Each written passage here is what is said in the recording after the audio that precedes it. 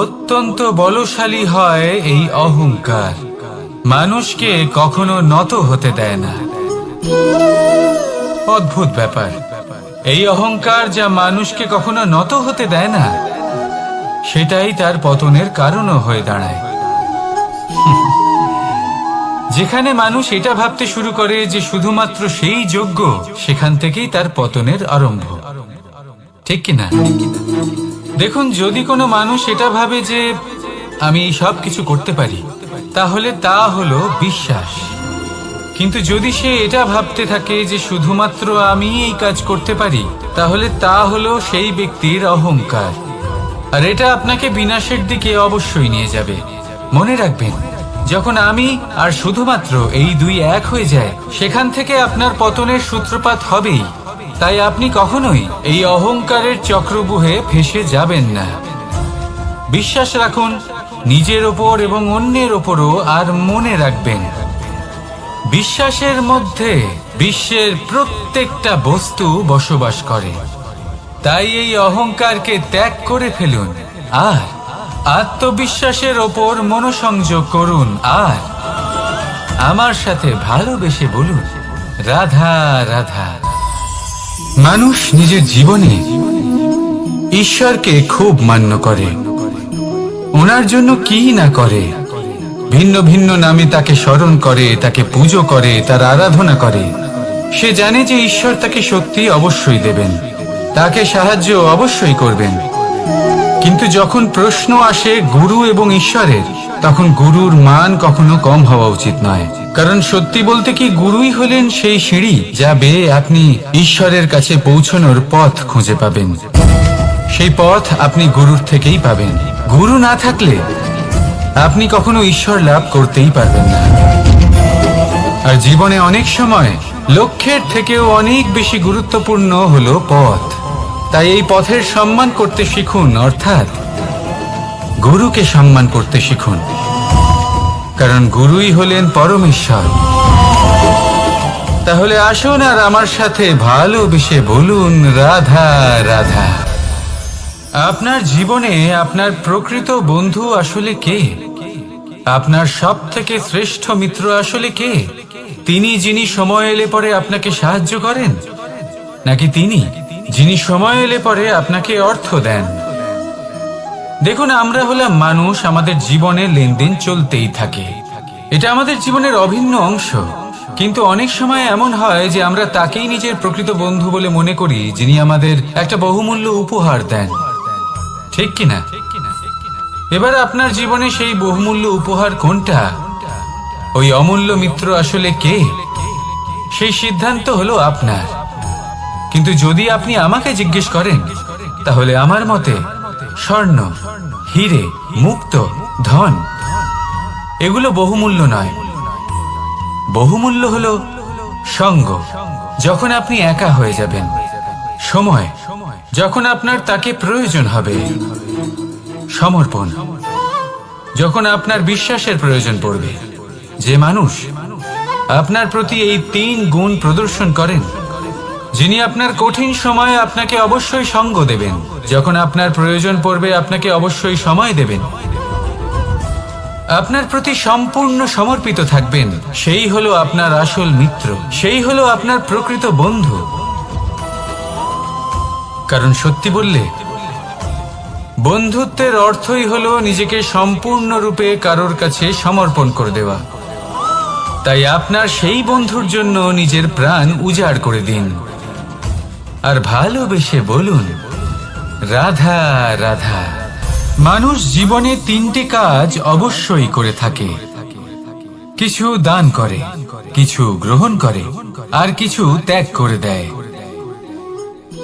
এটাও ভাবতে থাকে যে এটা করলে কিভাবে করবে। দেবার জন্য পর্যাপ্ত ধন নেই, নেবার জন্য সংসারে অত স্নেহ নেই, আর ত্যাগ করার জন্য জীবনে এত সুখই নেই, তাহলে কিভাবে করবে? আসলে আমরা বস্তুগত চাহিদা অর্জনে এত ব্যস্ত হয়ে পড়ি যে আমরা বুঝতেই পারি না যে কি নেবার আছে, কি দেবার আছে, আর কি ত্যাগ করার আছে। তাহলে আজ আমি আপনাকে বলেই দিই, মনে রাখবেন এই 3টে গুরুত্বপূর্ণ গুণ, 3টে গুরুত্বপূর্ণ কথা। দেবার জন্য আছে দান, নেবার মতো আছে জ্ঞান, আর ত্যাগ করার মতো আছে অহংকার। যখন আপনি দান করতে শিখে যাবেন, জ্ঞান অর্জন করার শক্তি আপনা থেকেই আপনার মধ্যে চলে আসবে। আর যখন এই জ্ঞান আপনার মধ্যে প্রবেশ করবে, অহংকার আপনা থেকেই আপনার থেকে দূরে চলে যাবে। যে ব্যক্তি এই তিনের মধ্যে ভারসাম্য বজায় রাখতে পারে, তার বর্তমান, ভূত, ভবিষ্যৎ, লোক, পরলোক সবকিছু শুধরে যায়। যেই দিন আপনি দান করতে শিখে যাবেন, জ্ঞান আহরণ করতে শিখে যাবেন, অভিমান ত্যাগ করতে শিখে যাবেন, আপনার সর্বশক্তিশালী, সর্বশক্তিমান পরমেশ্বরেরও প্রয়োজন পড়বে না। কারণ তখন ঈশ্বর আপনার মধ্যেই বাস করবেন। তাহলে আসুন আর আমার সাথে ভালোবেসে বলুন, রাধা রাধা। জীবনে অনেক সময় সমস্যা আমাদের চারদিক থেকে ঘিরে ফেলে। এই সমস্যা নানান ধরনের হতে পারে। আর্থিক সমস্যা হতে পারে, পারিবারিক সমস্যা হতে পারে, কোনো সম্পর্ক নিয়ে সমস্যা হতে পারে, কখনো কোনো দৈনিক সমস্যা হতে পারে, কখনো কোনো দ্বন্দ্ব হতে পারে, অনেক সমস্যা হতে পারে। কিন্তু যখনই কোনো সমস্যা আসে, আমাদের মনে তার জন্য একটা উত্তর অবশ্যই থেকে থাকে, যা আমাদের অন্তরে রয়েছে। একে আমরা বলি আত্মা। আত্মা হলো পরমাত্মারই রূপ, আর পরমাত্মা তা কখনোই কিছু অনুচিত চাইবে না, তাই তো? এই আত্মা খুব ভালো করে জানে যে কোনটা উচিত আর কোনটা অনুচিত। যদি আসল বিষয়ের কথা বলি, তাহলে আপনাকে নিজের মনকে বুঝতে হবে। কারণ আত্মা তো পরমাত্মা থেকেই আসে। কিন্তু এই মন মানুষ জন্ম থেকেই প্রাপ্ত করে, যার বিকাশ হয় এই সংসারকে দেখে। যেদিন আপনার এই মন আর আপনার এই আত্মা, এই দুই এক হয়ে যাবে, আত্মসাৎ হয়ে যাবে, সেদিন আপনার জীবনে না কোনো সমস্যা থাকবে, না কোনো ঝঞ্ঝাট থাকবে, না কোনো সংকট থাকবে। কারণ আপনার কাছে সেই সমস্ত সমস্যার, সমস্ত বিপদের সমাধান থাকবে, আর তাও আপনারই অন্তরে। আর শক্তি, এই দুইয়ের মধ্যে সম্পর্ক অত্যন্ত সরল। মানুষ ভক্তি করেন যাতে তিনি শক্তি লাভ করতে পারেন, আর শক্তি লাভ করার পরে ভক্তি ভাব ভুলে যান, আর শক্তির প্রতি আসক্তিতে মত্ত হয়ে যান, আর সেখান থেকেই তার বিনাশ শুরু হয়। কেন? কারণ ভক্তির দ্বারা প্রাপ্ত শক্তি অন্য কারোর হিতের জন্য ব্যবহার করতে হয়, অন্য কারোর মঙ্গল করার জন্য ব্যবহার করতে হয়, কারোর বিনাশের জন্য নয়। এবার যদি আমি আপনাদের একটা উদাহরণ দিয়ে বোঝাই, তাহলে কোদাল। কোদাল দিয়ে আমরা মাটি কোপাতে পারি, একটা গর্ত খুঁড়তে পারি, যাতে একটা নতুন বৃক্ষ জন্ম নিতে পারে। একটা বৃক্ষ যা অন্য জীবকে ফল প্রদান করবে, যাত্রীদের ছায়া প্রদান করবে। কিন্তু এই কোদালের ব্যবহার যদি আমরা অন্য কারোর ক্ষতি করার জন্য করি, তাহলে ক্ষতি শুধুমাত্র আমাদেরই হবে। তাই জীবনে যদি আপনি কোনো শক্তি লাভ করেন, হয়তো ভক্তির দ্বারা বা অন্য যেখান থেকেই হোক, তার সদ্ব্যবহার করতে শিখুন, নয়তো এই প্রাপ্ত শক্তি আপনার পতনের কারণ হয়ে দাঁড়াবে। তাহলে আসুন আমার সাথে ভালোবেসে বলুন, রাধা রাধা। বরদান অত্যন্ত বিচিত্র এক বিষয়, কিন্তু দেখতে গেলে এই বরদান কি না করতে পারে। এক দরিদ্রকে রাজা বানিয়ে দিতে পারে, একজন দুর্বলকে এই সংসারের সব থেকে শক্তিশালী ব্যক্তি বানিয়ে দিতে পারে। কিন্তু আমরা ভুলে যাই এক অত্যন্ত গুরুত্বপূর্ণ কথা। বরদান এই শব্দের শেষে দান লুকিয়ে রয়েছে। এই দান কথাটা অত্যন্ত গুরুত্বপূর্ণ। আমাদের মনে রাখা উচিত এই বরদান আমরা দানে পেয়েছি, আর তাই তার সম্মান করা উচিত, কখনোই অহংকার করা নয়। আর যে ব্যক্তি বরদান পেয়ে অহংকার করেন, তার যা ক্ষতি হয় তা হলো এই বরদান তার থেকে কেড়ে নেওয়া হয়। বর অর্থাৎ শ্রেষ্ঠ, অর্থাৎ বরদানের অর্থ হলো একটা শ্রেষ্ঠ দান, এবং তার ব্যবহার যদি আপনি কারোর ক্ষতি করার জন্য করেন, তাহলে ক্ষতি শুধুই আপনার হবে। তাহলে এই বরদানের সম্মান করুন, উচিত পথে চলুন আর উচিত উদ্দেশ্য নিয়ে এর ব্যবহার করুন, সব কিছু ভালোই হবে। তাহলে আসুন আর আমার সাথে ভালোবেসে বলুন, রাধা রাধা। পিতা আর পুত্রের সম্পর্ক অত্যন্ত মধুর হয়ে থাকে। পিতা স্বপ্ন দেখেন, তাকে পূর্ণ করার সকল সম্ভাব্য চেষ্টা করেন, কিন্তু তাও অনেক সময় ওনার স্বপ্ন অপূর্ণ থেকে যায়। তখন পিতা ভাবেন যে স্বপ্ন উনি পূর্ণ করতে পারেননি, ওনার সন্তান তা অবশ্যই পূরণ করবে। যে স্থানে উনি কখনো পৌঁছতে পারেননি, সেই স্থানে ওনার পুত্র অবশ্যই পৌঁছবে। পিতা নিজের সন্তানের ভবিষ্যৎ নিয়ে সেই স্বপ্ন দেখেন, আর যখন সেই সন্তান সামনে এগোতে থাকে তখন তার দুঃখ হয় না, বরং গর্ব হয়। ওনার ভালো লাগে এটা দেখে যে ওনার সন্তান অনেক উন্নতি করছে। কিন্তু যখন সন্তান নিজের অভিভাবকের শক্তি দেখে, তার যশ দেখে হিংসা করতে থাকে, সমস্যা সেইখানেই শুরু হয়। সেই জন্য সকল সন্তানকে এটা মনে রাখতে হবে, দেখুন, পুত্র হবার সুবাদে, এক সন্তান হবার সুবাদে এটা হলো আপনার অধিকার যে আপনি আপনার পিতার থেকে বেশি উন্নতি করবেন। আপনার পিতাও এটাই চান, কিন্তু সুস্থভাবে এটা করুন। একটা রেখা টেনে নিন যাতে আপনি তাতে এগোতে পারেন আর আপনার পিতার তাতে গর্ববোধ হয়, আর সেই বিষয়ে দুঃখ না হয় যে আমার সন্তান আমাকেই ছোট করার চেষ্টা করছে। ইতিহাস সাক্ষী রয়েছে, যে মানুষ অন্য কাউকে ছোট করার চেষ্টা করেছেন সেই মানুষই ছোট হয়ে গেছেন। আর আমার মনে হয় না আপনি এটা চান, কারণ কোনো একদিন আপনিও কারোর পিতা হবেন। আসুন আমার সাথে ভালোবেসে বলুন, রাধা রাধা। সাথী। সাথী এই শব্দটির ব্যাখ্যা কে কিভাবে করে? মিত্র, সখা, বন্ধু, কিন্তু অর্থ একটাই। তিনি যিনি আপনার সঙ্গী হন আর তিনি যার সাথী আপনি হন। এবার সব থেকে বড় প্রশ্ন হলো এটাই যে তিনি কে হতে পারেন যাকে আপনি আপনার সাথী বলে মেনে নিতে পারেন, নিজের সখা, নিজের মিত্র, নিজের বন্ধু মেনে নিতে পারেন। আপনার সাথী হলেন তিনি যিনি দুঃখের সময় আপনার পাশে থাকবেন, আপনার হাত ধরে থাকবেন। আপনার সাথী হলেন তিনি যার হাত আপনি নিজের সুখের দিনে ধরে থাকবেন। সেই সাথীরই হাত ধরুন যিনি দুঃখে সবসময় আপনাকে সাহায্য করার জন্য তৎপর হয়ে থাকেন, আপনার পাশে থাকেন, আর যাকে সুখের দিনে আপনি আপনার সাথে রাখতে পারেন। আর যখন আপনার সাথে আপনার এই সাথী থাকবে তখন আপনি এটা বুঝবেন যে যখন জীবনে দুঃখ আসে তখন এই দুঃখ কমে যায়, সবার মধ্যে ভাগ হয়ে যায়। আর যদি তখন সুখ আসে তাহলে সেটা সবার উপস্থিতিতে আরো বেড়ে যায়। এটাই হলো প্রেম, এটাই হলো ভালোবাসা, এটাই হলো সঙ্গ, যেমন সম্পর্ক আমার আর রাধার মাঝে। তাহলে আসুন আর আমার সাথে ভালোবেসে বলুন, রাধা রাধা। আপনি কি কখনো কোনো জলের ধারা দেখেছেন? তার সামনে যতই মাটি থাকুক না কেন, যতই কাদা থাকুক না কেন, যখন এই জলের ধারা বইতে আরম্ভ করে দেয় তখন এই কাদাকে নিজেই ধুয়ে নিয়ে যায়। ওই কাদাকে ধুয়ে দেয় এবং নিজের পথ নিজেই তৈরি করে নেয়। তাহলে আপনিও এরকম জলের মতো হয়ে উঠুন।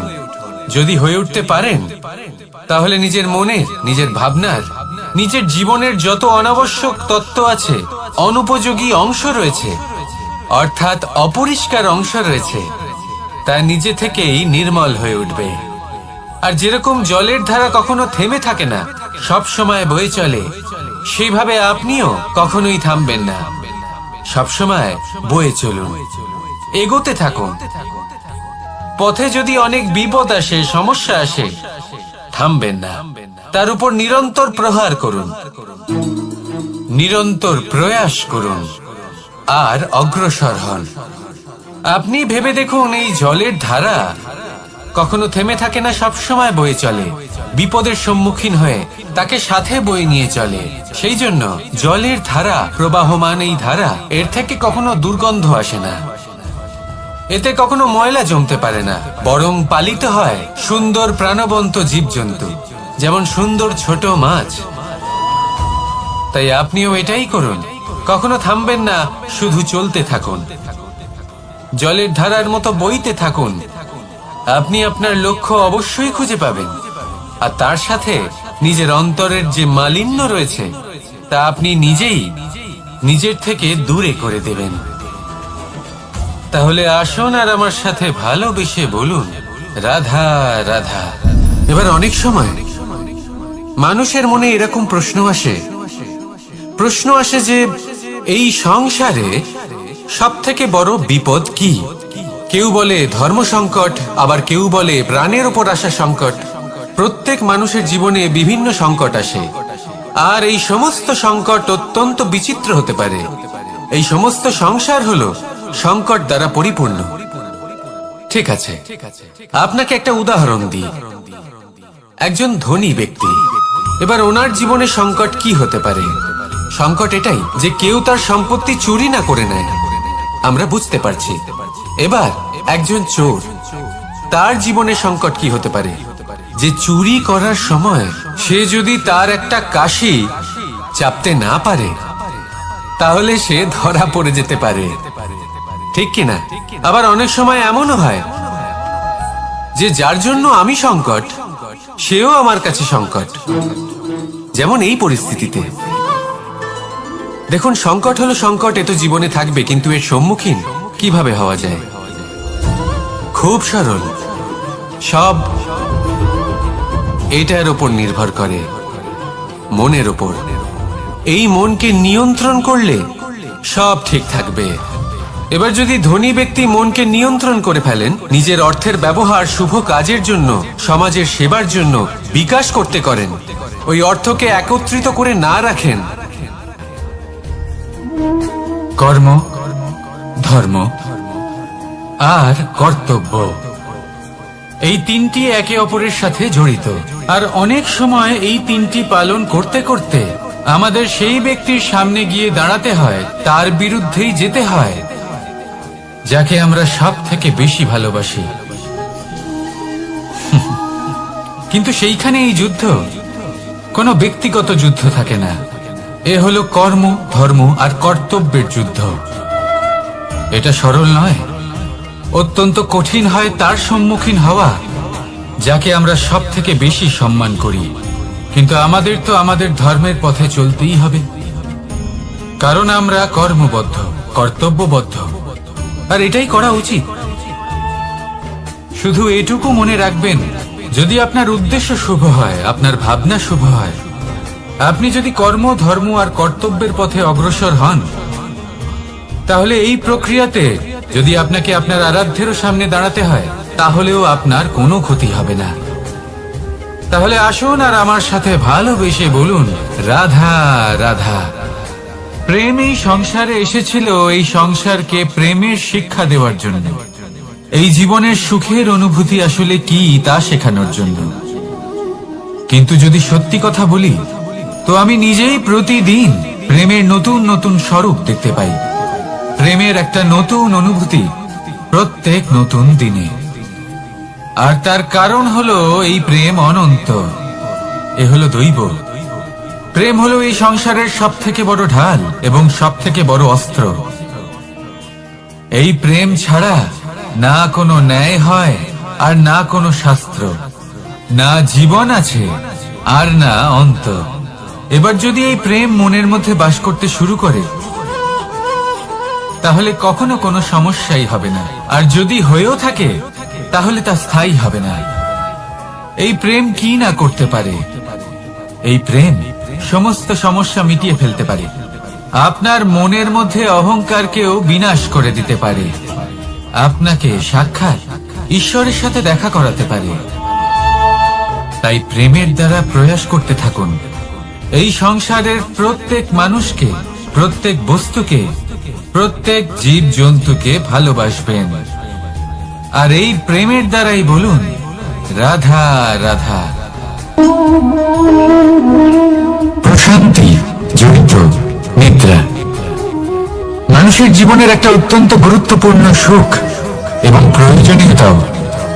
দেখতে গেলে এই সংসারের প্রত্যেক পশু পাখি, প্রত্যেক জীব অবশ্যই নিদ্রা প্রাপ্ত করেন, কিন্তু মানুষ, যার মধ্যে বিচার বিবেচনা করার শক্তি অন্যদের থেকে অনেক বেশি, তার কিন্তু ঘুমের কিছু সমস্যা অবশ্যই হয়।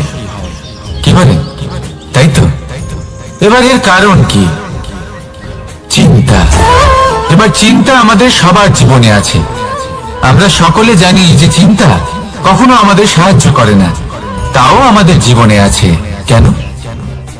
চিন্তার মাধ্যমে কি কখনো কোনো সমস্যার সমাধান হয়েছে?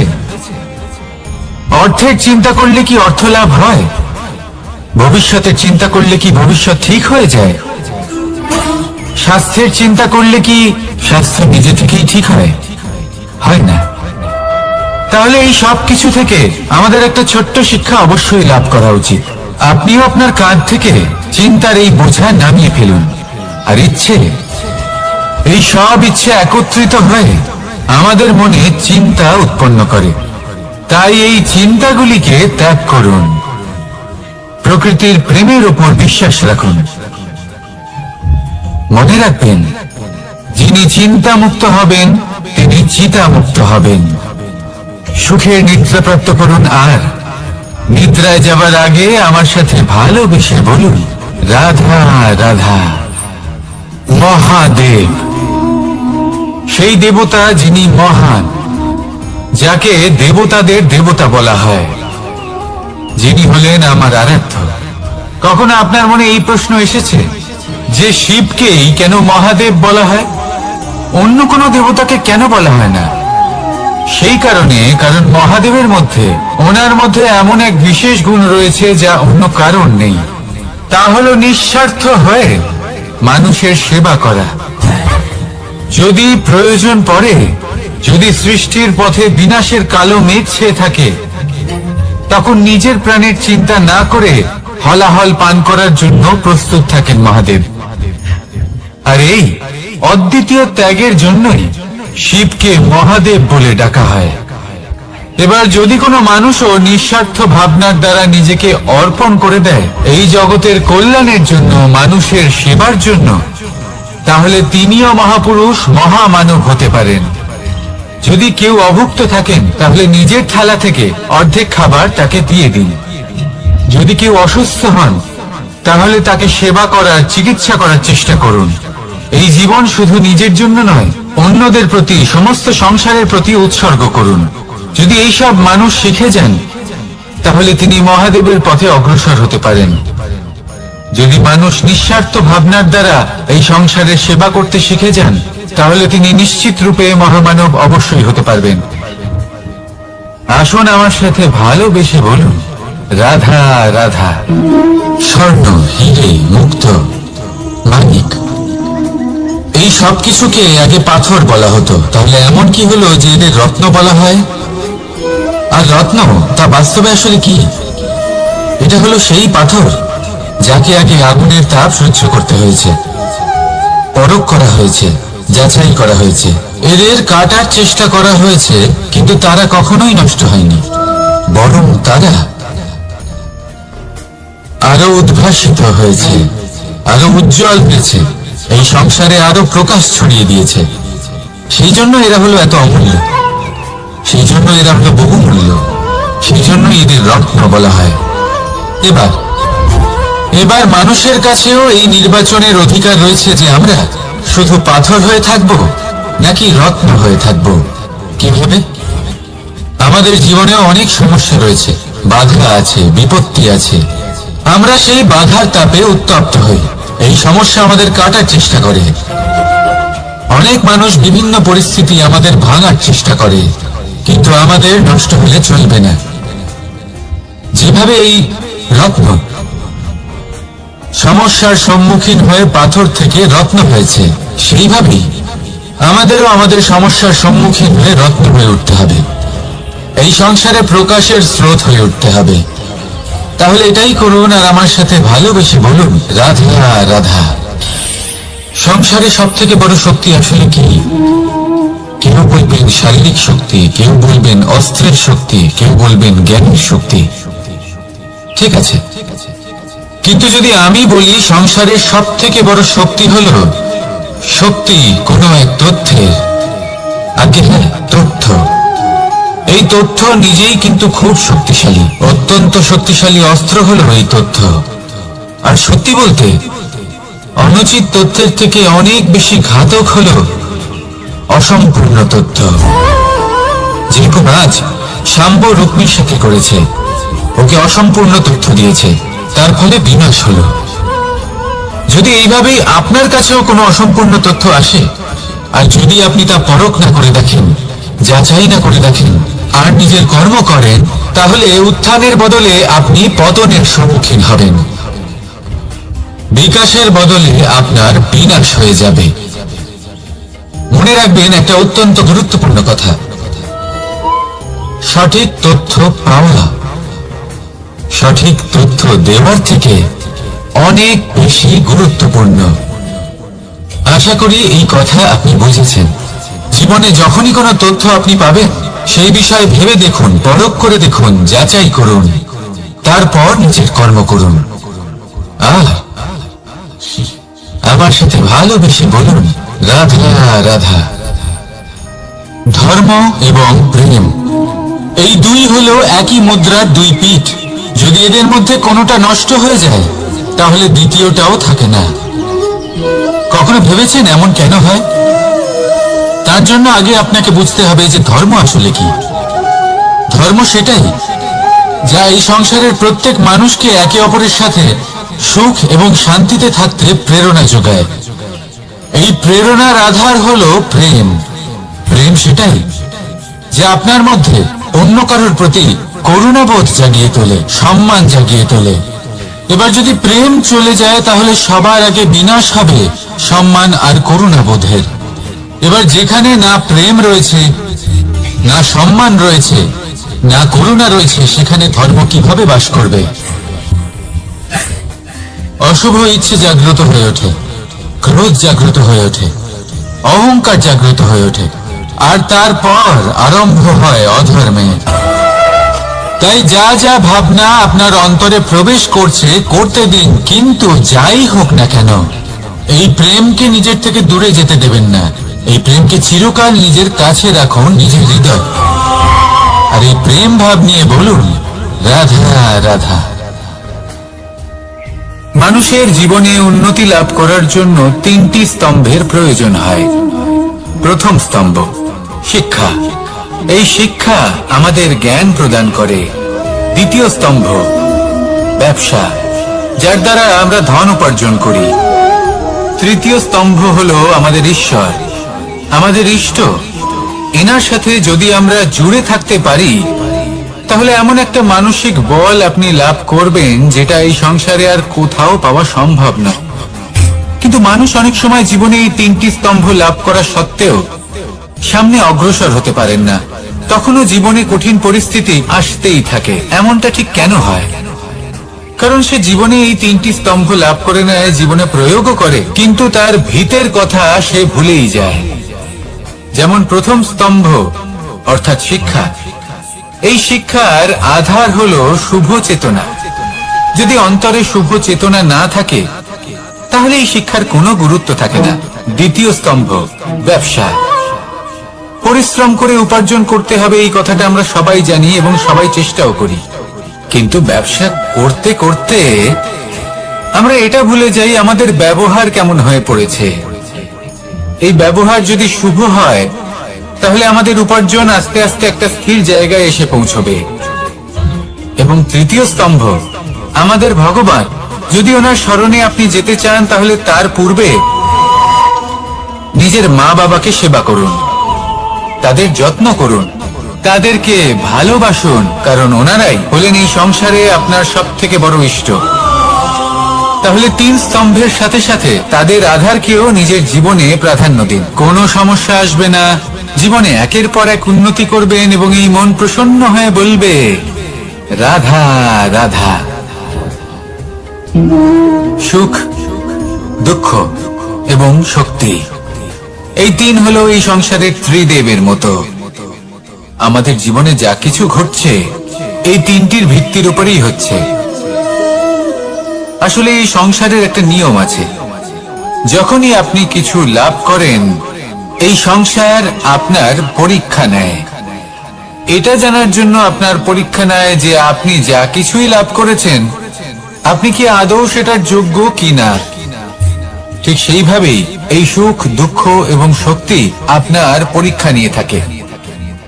যখন সুখ আসে তখন সে আপনার পরীক্ষা নেয় যে আপনার মধ্যে অহংবোধ জাগ্রত হয়নি তো। যদি অহংবোধ চলে আসে তাহলে সুখ সেখানেই সঙ্গ ত্যাগ করে। দুঃখ আপনার ধৈর্যের পরীক্ষা নিতে থাকে, আর যদি আপনার মধ্যে ধৈর্য না থাকে তাহলে এটা আপনাকে আরো বেশি দুঃখের গভীর অন্ধকারে ঠেলে দেবে। সেখানে শক্তি পরীক্ষা নেয় আপনার বিনম্রতার। যদি আপনি বিনম্র না হন তাহলে হয় এই শক্তি আপনার সঙ্গ ত্যাগ করবে, নয় এই শক্তি বিনম্রতার অভাবে আপনার পতনের কারণ হতে পারে। এই সংসারে যে কোনো ব্যক্তি যিনি এই পরীক্ষায় উত্তীর্ণ হয়ে থাকেন এই জীবনে তিনি সাফল্য লাভ করেন। আসুন আমার সাথে ভালোবেসে বলুন, রাধা রাধা। ভয়ের সাথে আমরা সবাই পরিচিত, কষ্ট আমরা সবাই পেয়েছি। কখনো কখনো আমরা অসুস্থ হয়ে পড়ি, আর এমন সময় হলে মাতার মমতা, কখনো বাবার স্নেহ, কখনো বন্ধুদের পাশে থাকার অনুভূতি আমাদের রোগ নিরাময়ে সাহায্য করে। কখনো যদি আমরা নিরাশ হয়ে পড়ি, তখন যদি আমাদের কোনো আপনজন আমাদের দুটো ভালো কথা বলে তখন আমাদের মনোবল বেড়ে যায়। ঠিক তেমন সংসারের এই রঙ্গমঞ্চে যদি আপনি পীড়িত অনুভব করেন, কিছু শুভ কথা আলোচনা করুন, কিছু স্তুতি গান করুন, কিছু মুহূর্তের জন্য হলেও নিজের ইষ্টদেবের কথা স্মরণ করুন আর প্রার্থনা করুন। সাহস বাড়বে, শক্তিও বৃদ্ধি পাবে এবং সামনে এগিয়ে চলার পথও দেখতে পাবেন। তখন এই মন প্রসন্ন হয়ে বলবে, রাধা রাধা। এই সংসারে কখনো কোনো ব্যক্তিকে তার বাইরের পোশাক দেখে বিচার করার চেষ্টা করবেন না, এটা খুব বড় ভুল করবেন। যেমন আমরা জীবনে অনেক সময় এমন করি, ধরুন কোথাও একটা গাছ দেখলাম, খুব বিশাল আকারের একটা গাছ যেটা মাটির থেকে অনেক উঁচুতে পৌঁছে গেছে, যার বিশাল শাখা আছে। সেগুলো দেখে আমরা ভাবি যে এই গাছে হয়তো কত সুস্বাদু ফল আছে, আমরা সেই গাছের পরিচর্যা করতে থাকি। আবার অন্যদিকে হলো একটি তৃণ যেটা মাটি থেকে কিছুটা উঁচুতে পৌঁছেছে, কিন্তু সেই তৃণর নিচে, মাটির নিচেই অত্যন্ত সুস্বাদু ফল বা সবজি জন্ম নেয়, যা আমাদের স্বাস্থ্যের পক্ষে অত্যন্ত উপকারী। সেই জন্য কখনো আবরণ দেখে কাউকে বিচার করতে চেষ্টা করবেন না, তার বদলে এটা বোঝার চেষ্টা করুন যে আপনার সামনে যে ব্যক্তি আছে বা বস্তু আছে তার বিশেষত্ব কি। যদি এই বিশেষত্ব বোঝার ক্ষমতা আপনি অর্জন করেন, যদি এই শিল্প আপনি নিজের ভেতরে জাগ্রত করেন, তাহলে এই সংসারে বিশেষত্ব কি সেটা আপনি জানতে পারবেন। আর এই সমস্ত খেলা দৃষ্টি থেকে নয়, দৃষ্টিভঙ্গি থেকে জন্ম নেয়। দৃষ্টিভঙ্গি সবসময় শুভ রাখুন আর আমার সাথে ভালোবেসে বলুন, রাধা রাধা। লোকে বলে মানুষ নিজের ভবিষ্যৎ জন্ম থেকেই লিখিয়ে আনে, অর্থাৎ এখানে এই কপালে। ভাগ্য দেবতা আমাদের সমস্ত উত্থান, সমস্ত পতনের হিসেব সবটা লিখে দেন। কিন্তু কপালে কেন, পায়ে নয় কেন? যদি পায়ে লেখা হয় তাহলে আমরা পড়তে পারবো, যদি কপালে লেখা হয় আমরা ছাড়া বাকি সবাই পড়তে পারবে। এবারে আমাদের কপাল এখানে তাই প্রতিফলিত হয় যা আমাদের মস্তিষ্কে আছে, আর মস্তিষ্কে থাকে আমাদের ভাবনা। তাই এই ভাবনার ধনাত্মক হওয়া অত্যন্ত জরুরি। এতে বিকাশের জন্য স্থান রাখুন, এতে সবাইকে একসাথে নিয়ে চলার ভাবনা রাখুন, আর বিশ্বাস করুন আপনার মস্তিষ্কের এই ভাবনা সাফল্য রূপে আপনার কপালে অবশ্যই লিখিত হবে, কারণ আপনার ভাবনাই সত্য হয়ে আপনার জীবনে আসে। রাধা রাধা। সময় বড়ই অদ্ভুত, এই সময়, তাই না? দেখতে গেলে এটা একটা অনুভূতি, একটা সংখ্যা, একটা বিষয়। এবারে দেখুন না, সূর্যোদয় সকলের একসাথেই হয়, তাই তো? কারোর আগে কারোর পরে এমন তো হয় না, সবার একসাথেই হয়। আবার সূর্যাস্ত সকলের একসাথেই হয়। এবারে ভাবুন, এই সময় প্রত্যেকের জন্য আলাদা আলাদা। কারোর জন্য এই সময় ভালো, আবার কারোর জন্য এই সময়ই খারাপ। এক্ষুনি এই মুহূর্তে কারোর মুখে সফলতার আলো রয়েছে, আবার কারোর মুখে অসফলতার নিরাশা। এটা কেন? কেন এই সময় কারোর জন্য শ্রেষ্ঠ, আবার কেন তা কাউকে নিরাশ করে? এটার উত্তর হলো আপনার চিন্তা, আপনার কর্ম। যেমন আপনার চিন্তাধারা, তেমন আপনার কর্ম, আর তেমনই হবে আপনার এই সময়। আপনি জীবনে সুখ তখনই পাবেন যখন আপনি কারোর মুখে আশার আলো এনে দেবেন।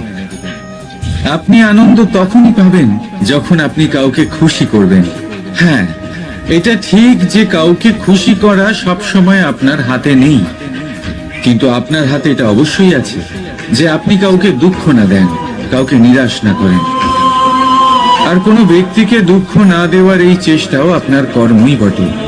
আর এই শুভ কর্মের ফল আপনাকে প্রকৃতি অবশ্যই দেবে। তাই মনে রাখবেন, ভালো সময় তারই আসে যে কখনো কারোর খারাপ চায় না। রাধা রাধা। লোকে আমাকে সবসময় জিজ্ঞেস করে যে কানাই, এখন তুমি বড় হয়ে গেছো, এই বাচ্চাদের সাথে থেকে তুমি সবসময় দুষ্টুমি করো কেন? তুমি বড় হয়ে গেছো, বড়দের মতো থাকো। বেশিরভাগ লোকে এটা বুঝতে পারে না, ভাবে উনি তো ভগবান, ভগবানের মতো গম্ভীর নয় কেন? এবারে আমি কি করে বোঝাবো সবাইকে যে আমার ভগবান হওয়ার পিছনে যে সবচেয়ে বড় রহস্য, তা হলো এই বাচ্চারাই। আমার শক্তি কোথা থেকে আসে? সমস্ত সমস্যার সমাধান করার শক্তি এই বাচ্চাদের থেকেই তো আসে। জীবনে বাঁচার শক্তি, সংসারকে প্রেম শেখাবার শক্তি এই বাচ্চাদের থেকেই আসে।